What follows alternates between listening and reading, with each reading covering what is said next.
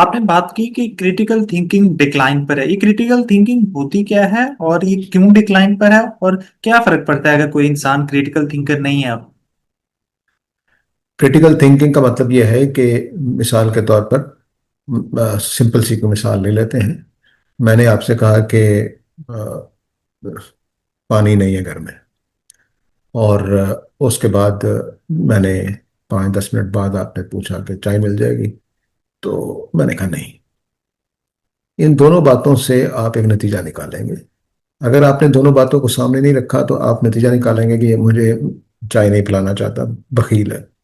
लेकिन अगर आपने पहला जुमला याद रखा हुआ है कि पानी नहीं है, तो आप मुझे बखील नहीं कहेंगे। तो इन दो बातों से आपने एक नतीजा निकाला है। ये जो सोच है कि हम दो बातों से एक नतीजा निकालें या इंटरप्रिटेशन करें किसी टेक्स्ट की, या हम किसी बात में अंदर गलती निकालें, उसको क्रिटिसाइज करें, या उसके अंदर कोई फ्लॉज ढूंढें, ये सारी क्रिटिकल थिंकिंग होती है। ये जज्बातियत से हमें अलग कर देती है। हमें ये इंसानों का, ये समझिए कि अकल के इस्तेमाल करने को हम क्रिटिकल थिंकिंग कह सकते हैं, कि अपनी अकल को सही तरह से इस्तेमाल करें। तो ये इंसानों का, यानी जानवरों से जो हम अपना फर्क महसूस करते हैं वो यही है कि वो अक्लमंद नहीं होते, हम अक्लमंद हैं।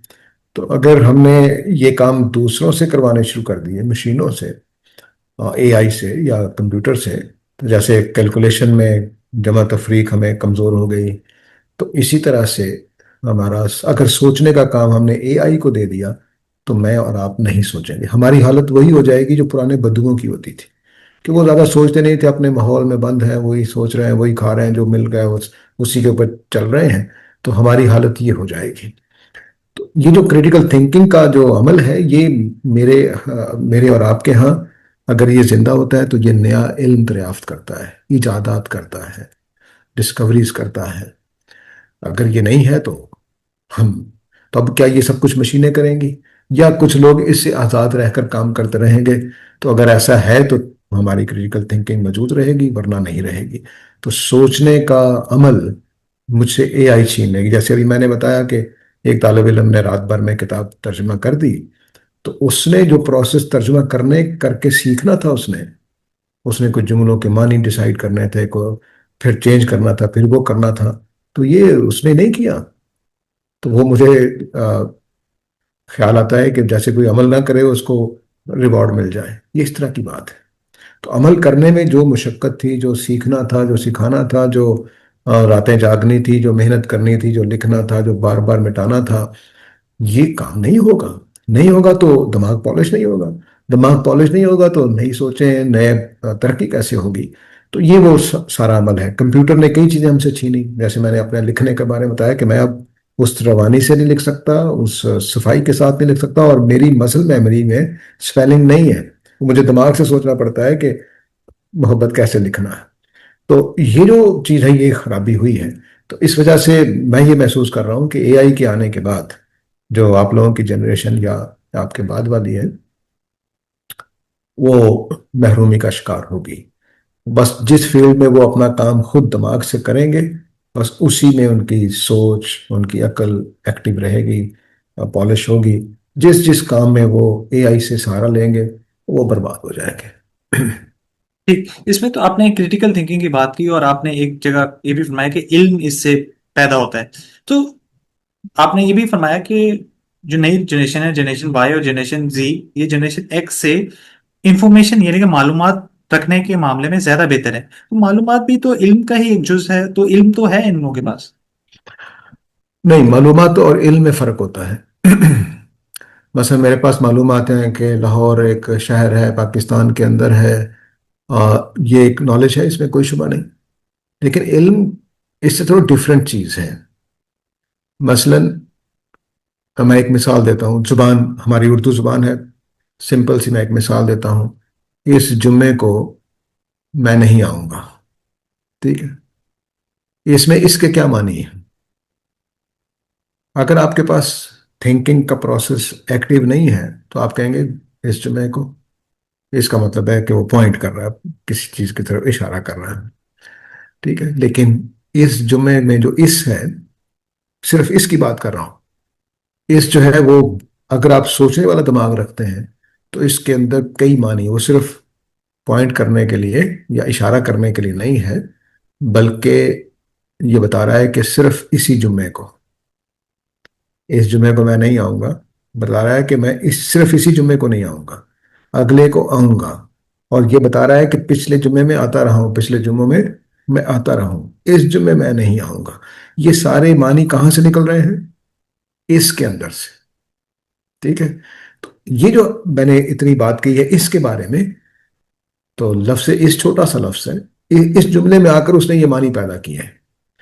تو اس وجہ سے اب یہ جو اگر سوچ نہیں ہے تو آپ کا وہ جو پروسیس ہے دماغ کے سوچنے کا، چلنے کا، وہ جو ہے وہ بالکل ختم ہو جائے گا۔ آپ سوچنے کے، تو اب جو علم نیا بڑھتا ہے، اب میں نے جو اب اس کا تجزیہ کیا تو نیا علم بنا رہا ہوں کہ یہاں پر اس ان معنی میں آ گیا ہے، یہ نیا علم ڈسکور ہو رہا ہے یا کریٹ ہو رہا ہے۔ تو کریٹیکل تھنکنگ والے لوگ جو ہیں وہ کرتے کیا تھے؟ وہ ایک ڈیٹا دیکھا، اس ڈیٹا کو انالائز کیا، ڈیٹا کو انالائز کیا تو ایک علم وجود میں آیا۔ مثلا پاکستان میں فلاں جو برانڈ ہے اس کے جوتے زیادہ بکتے ہیں، یہ ایک علم ہے۔ کیسے حاصل کیا؟ ہم نے کچھ سرویز کیے، سرویز کر کے ڈیٹا کلیکٹ کیا تو پتا چلا کہ اس برانڈ کے لوگ زیادہ پسند کرتے ہیں۔ اب یہ جو علم ڈسکور ہوا ہے یہ معلومات سے مختلف ہے۔ معلومات تو یہ تھیں کہ 200 لوگوں سے ہم نے پوچھا، کسی نے یہ کہا، کسی نے یہ کہا، کسی نے یہ کہا۔ اب ہم نے جو تجزیہ کر کے ایک بات نکالی ہے تو یہ اب علم بن گیا ہے۔ اسی طرح سائنس، معلومات ہر پروفیسر کے پاس ہوتی ہیں، ہر پروفیسر کے پاس معلومات ہوں گی کہ گریوٹی کیا ہے، بلیک ہولز کیا ہے، سٹارز کیا ہے، پلینٹس کیا ہے، اور اس کے پیچھے جو چلنے والا سارا میکنزم ہے وہ کیا ہے۔ لیکن جب کوئی تھیری بنائے گا آدمی تو وہ اس کے پاس علم ہوگا تب وہ تھیری بنائے گا۔ مطلب کیا کہ ان معلومات نے اس کے دماغ میں ایک فریم بنایا کانسیپٹس کا، اس فریم کو اس نے ڈیٹا کے طور پر استعمال کیا اور اس کے اندر سے ایک ڈیڈیوس کی نئی تھیری، نیا سولوشن۔ اب یہ جو اس کے پاس فریم بنا تھا اس کے دماغ میں ان ساری معلومات سے، یہ نالج ہے، اور جو اس نے نئی تھیری بنائی ہے یہ ایک نیا نالج اس نے کریٹ کیا ہے۔ تو معلومات اگر میرے دماغ میں کوئی فریم نہیں بناتی، کچھ علم کا کوئی سٹرکچر یا کنسیپچول فریم ورک نہیں بناتی، تو وہ علم نہیں ہوتا، وہ صرف معلومات ہوتی ہیں۔ تو مثال کے طور پر مجھے بھی فزکس کی بہت ساری باتیں پتہ ہیں، لیکن کیا میں فزکس کے پرابلمز حل کر سکتا ہوں؟ فزکس کے پھنسے ہوئے مسئلے سالو کر سکتا ہوں؟ میں کوئی نئی تھیری دے سکتا ہوں؟ نہیں، کیونکہ میرے پاس فزکس کی معلومات ہے، علم نہیں ہے۔ تو معلومات آتی ہیں، معلومات آ کے میرے دماغ کو تبدیل کرتی ہیں، اس کو نئے تصورات دیتی ہیں، اس کے اندر ایک فریم آف بناتی ہیں نالج کا، کانسیپٹس کا۔ اس کی روشنی میں پھر میں چیزوں کو سمجھتا ہوں، انٹرپریٹ کرتا ہوں، نئے نئے میننگ دیتا ہوں، مشکل چیزوں کو حل کرتا ہوں۔ تو اب یہ علم ہے جو میرے کام آ رہا ہے۔ تو اس کو ہم 3 حصوں میں تقسیم کر لیتے ہیں: معلومات، علم اور نیا علم۔ تو علم جو ہے وہ نئے علم کو پروڈیوس کرتا ہے، معلومات نہیں۔ ٹھیک سر، آپ نے بڑے اچھے طریقے سے بتایا کہ کیسے کریٹیکل تھنکنگ ہمارے علم کو جنم دیتی ہے اور پھر علم نئے علم کو جنم دیتا ہے، اور معلومات ایک الگ سے چیز ہے اور وہ اتنا رول پلے نہیں کرتی نئے علم کو پیدا کرنے میں۔ لیکن آپ نے شروع میں کہا کہ جنریشن وائی اور جنریشن زی زیادہ بہتر ہے معلومات کے معاملے میں جنریشن ایکس سے، اور جنریشن ایکس علم کے معاملے میں زیادہ بہتر ہے۔ اب علم ہم سب جانتے ہیں کہ کوئی بھی بڑا آدمی اپنی فیلڈ میں اگر کوئی پیدا ہونا چاہتا ہے تو اس کے اندر علم تو راسخ ضرور ہونا چاہیے۔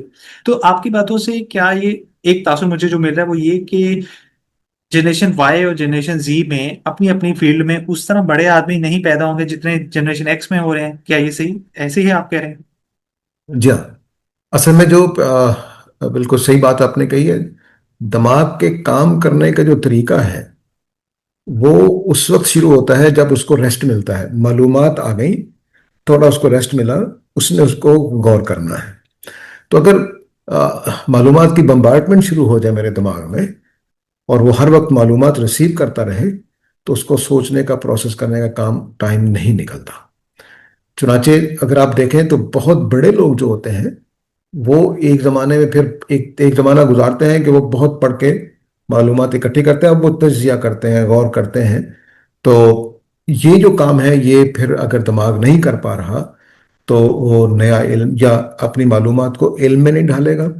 इल्म में नहीं ढालेगा तो नया इल्म भी वजूद में नहीं आएगा। नतीजा क्या निकलेगा कि दरमियाने दर्जे के बहुत सारे लोग पैदा हो जाएंगे, लेकिन इल्म वाले या इल्म को दरियाफ्त करने वाले नहीं पैदा होंगे।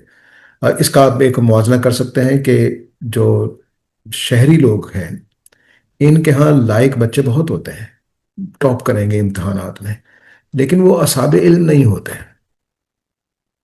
तो टॉपर्स होंगे लेकिन इल्म वाले नहीं होंगे।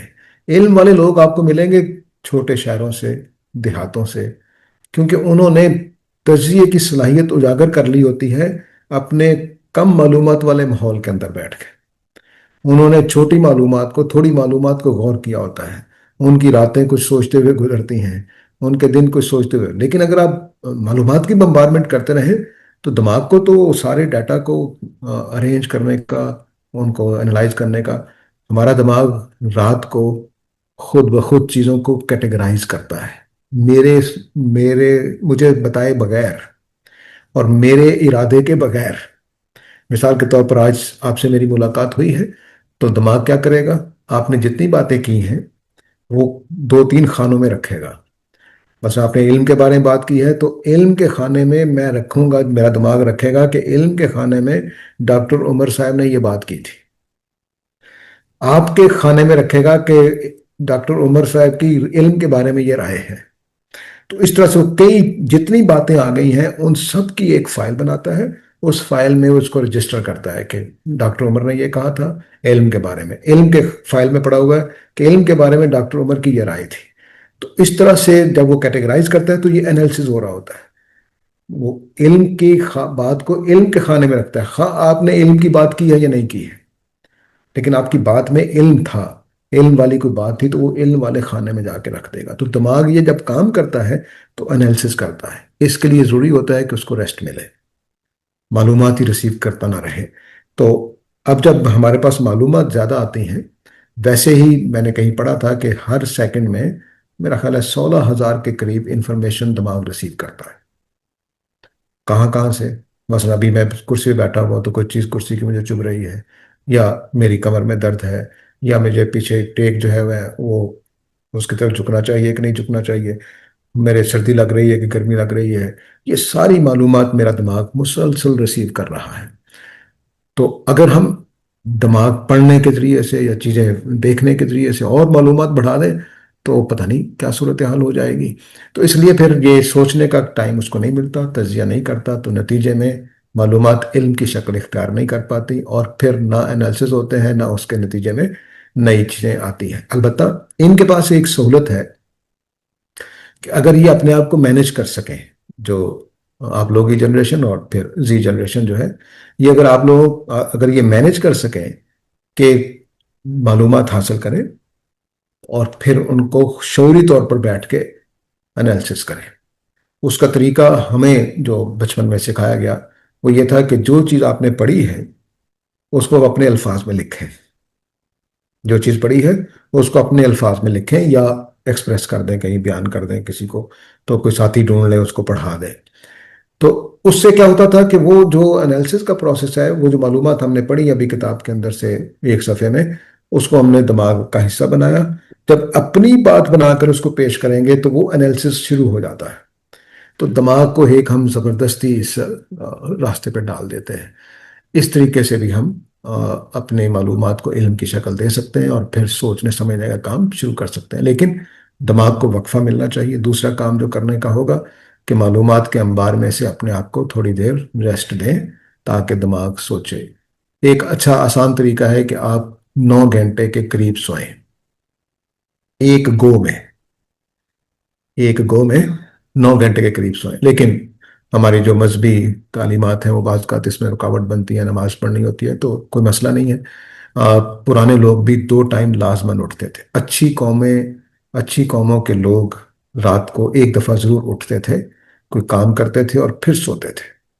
तो इसको इस तरह से मैनेज किया जा सकता है कि हम इशा पढ़ के सोएं, फजर को उठें और फिर थोड़ी देर के लिए सो जाएं। तो इसको मैनेज किया जा सकता है अगर दिमाग को ये क्रिएटिविटी उसके अंदर बेदार करनी है तो।